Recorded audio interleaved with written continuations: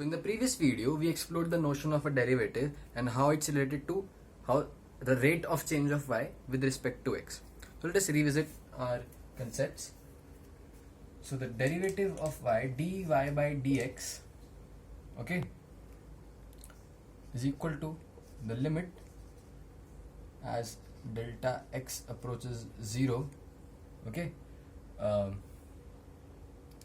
This function, see, y is equal to some f of x, okay, so we can use them interchangeably. So f of x naught plus delta x minus f of x naught divided by delta x. The derivative evaluated at some point x naught is this. You can also write this as limit delta x approaches 0 delta y by delta x, okay. So we know this result,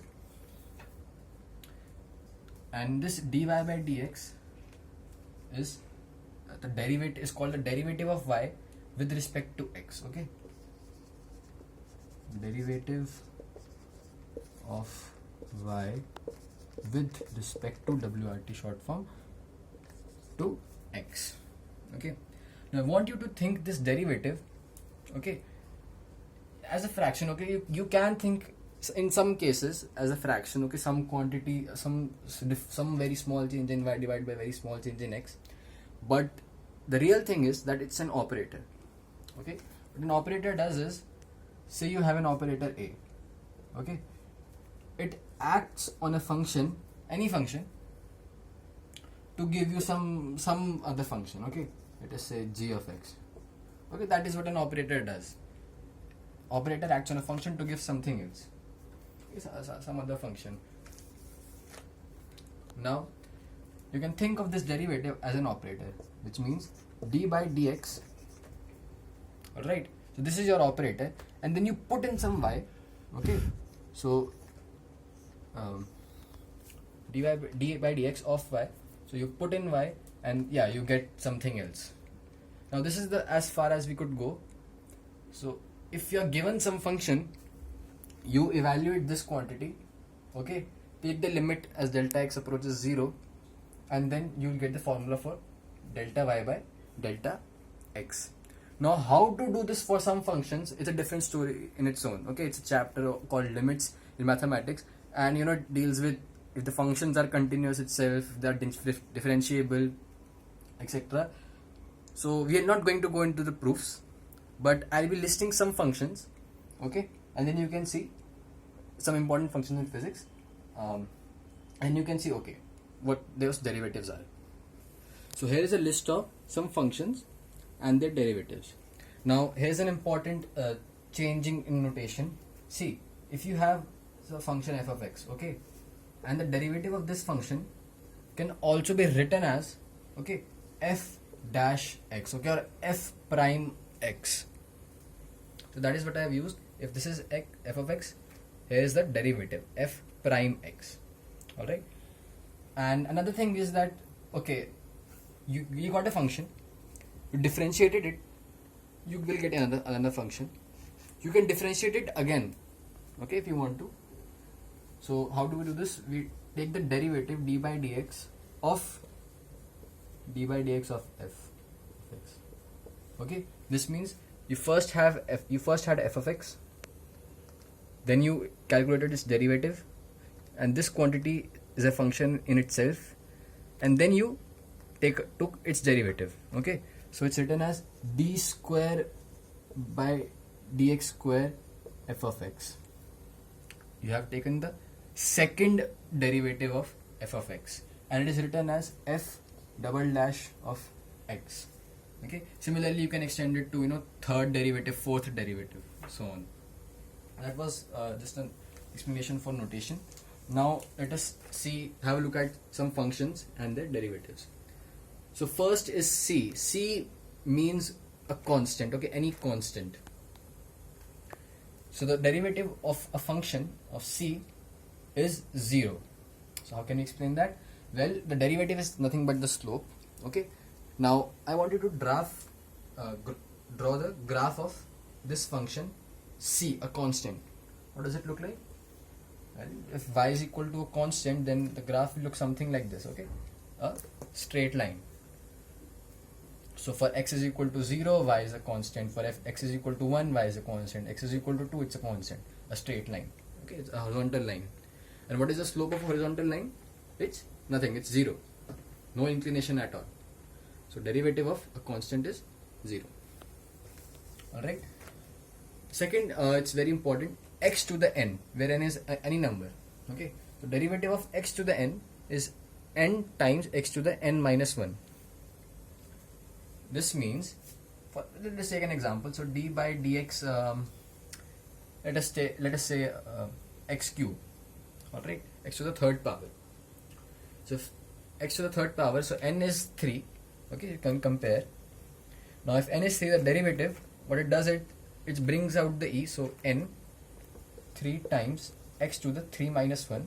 So 3 into x square. So 3x square will be the derivative of x cube. So you can think of derivative as pulling out the power and then reducing it by 1. Okay. Now the next derivative is, now we are landing onto trigonometric functions. So sine x, the derivative of sine x is cos x. So what it means is, if you graph sine x something like this, and you take the derivatives at points, at this point, and at this point, then at this point, it will find out the slopes.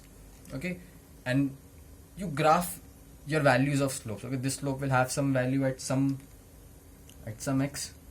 All right, and you graph this and you will get cos function. All right, it might look something like this. So this graph of how slope change is the graph of cosine x. So derivative of sine x is cosine x. Okay, now the derivative of cos x is minus sine x. Okay, so put in f of x cos x, you get minus sine x. Okay, all right. Derivative of tan x is sec square x. We will see why that is in a minute. The derivative of cot x is minus cos x square x. All right. You can when we'll discuss this tan x case, you can easily show the cot x one yourself. Okay. Sec x. Okay, sec x. The derivative of sec x is okay. It looks interesting. Sec x times tan x. Okay.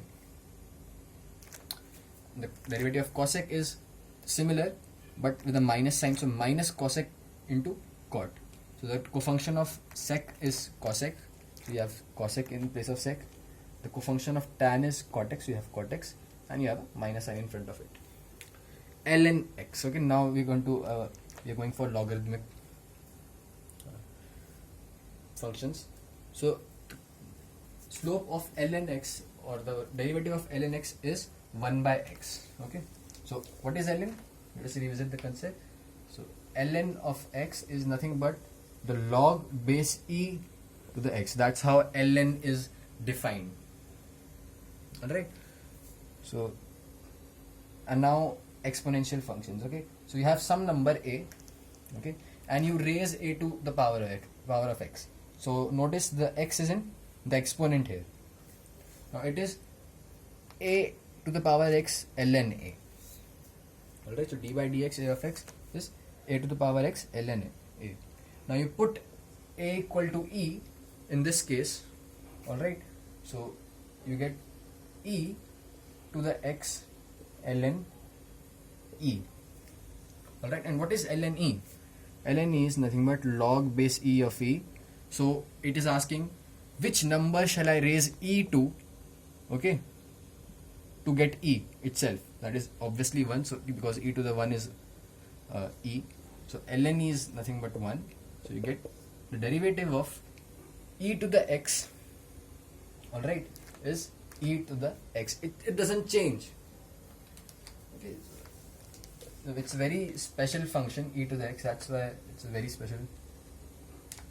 So if you graph e to the x, it will look something like this. It will go very slowly. It will something like this, and then it will drastically increase.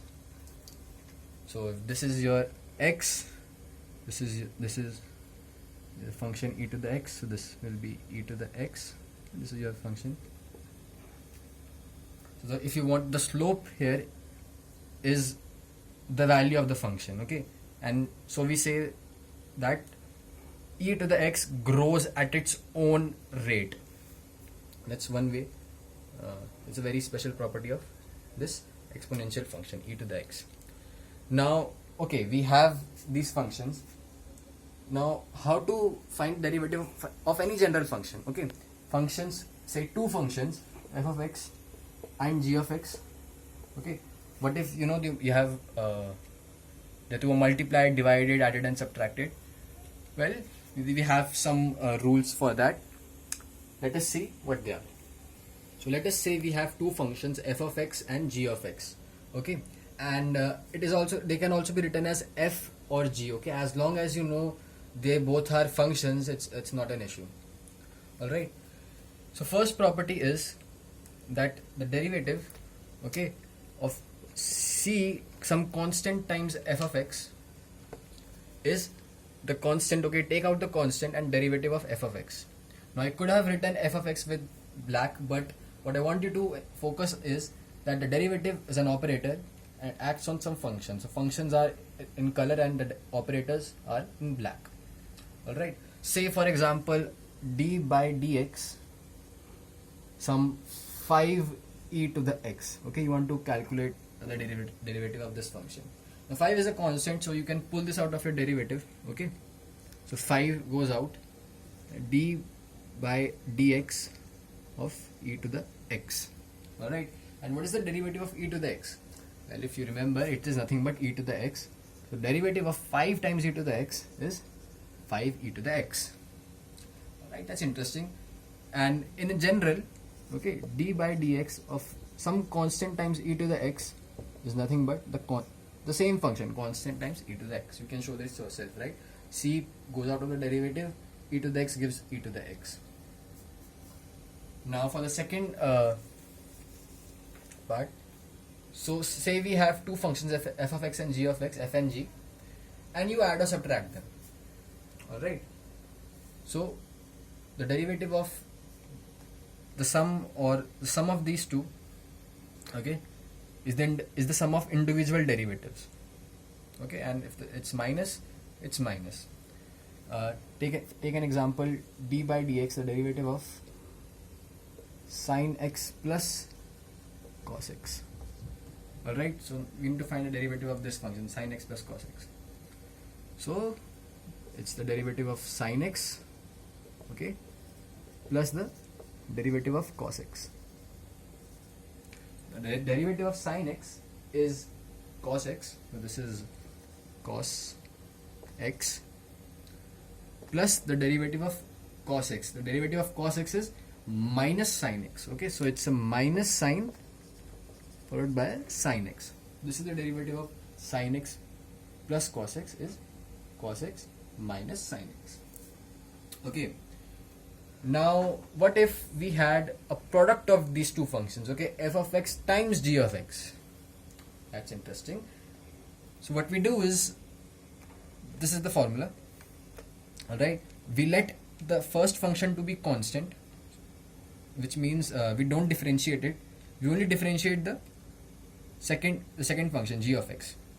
Alright, and then we take g of x out of the derivative and differentiate f of x, and then you add these two. Okay, for example, d by dx x times e to the x. Okay, this function. So yes, you can break it down into this function f of x, this function as g of x. Okay, and you use this result. Okay, nothing but f of x as it is times derivative of e to the x, second function, plus second function as it is, derivative of x. Okay, so this is x times e to the x, derivative of e to the x is e to the x. What is the derivative of x with respect to x? This part. So we know that the derivative of x to the n is n x to the n minus 1. Alright, this is n. Now you put n equals to what happens if you put n equals to 1? This will be dx by dx. All right. N is 1, x to the 0, which is nothing but 1. So this quantity right here, dx by dx, is 1. Okay. So you're left with e to the x. The derivative of x times e to the x is x e to the x plus e to the x, and you can factor e to the x out to write e to the x. Okay, you can write equal to e to the x 1 plus x, if you want to factor it out. Alright, now moving on to the fourth property. What if you divide these two? Alright, so this is how you do it. It looks very long, well, but you'll see how it works. I'll do the example straight away. So d by dx tan x. Okay, so we need to write tan x as two functions which are being divided.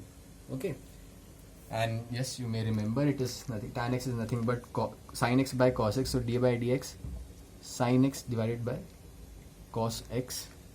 All right. And how do we evaluate sin x by cos x? D by dx of sin x by cos x?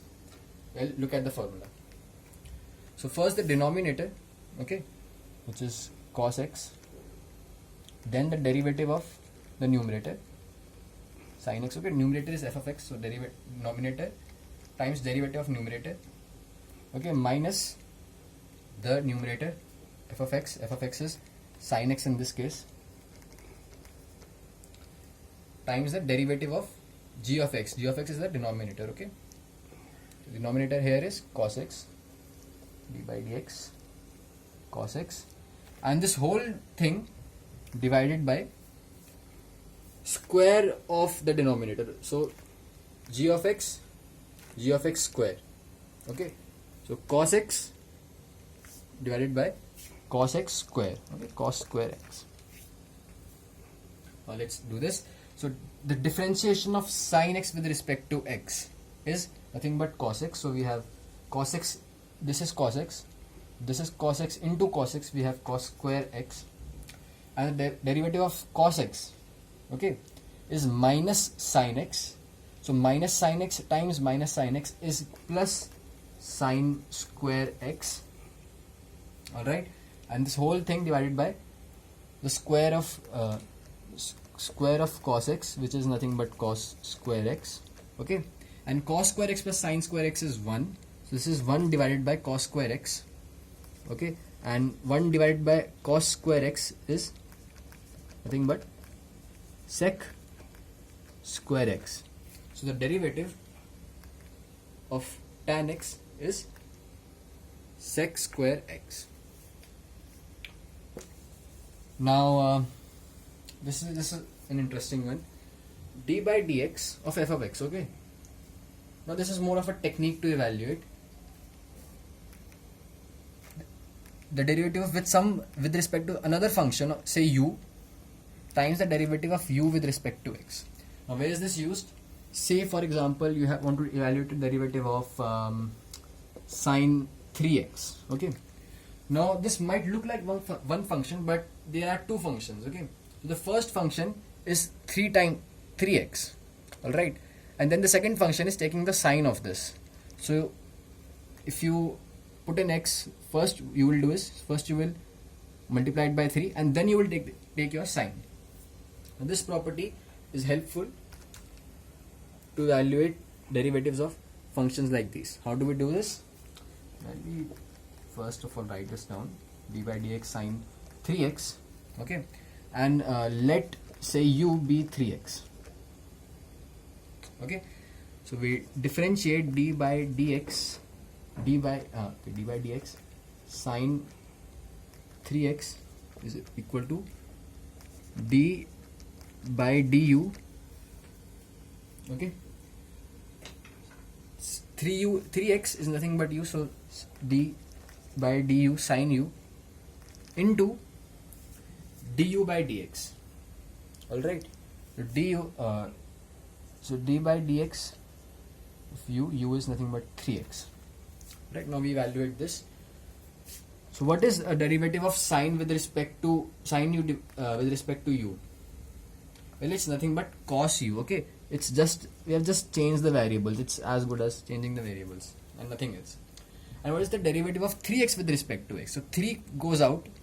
Okay, so you have 3 times derivative of x with respect to x. Okay, dx by dx, which is nothing but 1. So you are left with 3 cos u. But what is u? U is nothing but 3x. So we are left with cos 3 cos 3x. So d by dx sine 3x is cos 3x. So today we learned a lot. We learned what certain derivatives are of some special functions, and we saw that okay, if you have combinations of these functions, how to evaluate them. So next couple of videos I'll be starting with how, if you have a function, where is the function's maximum or minimum. Alright, so till then, stay tuned and thanks for watching.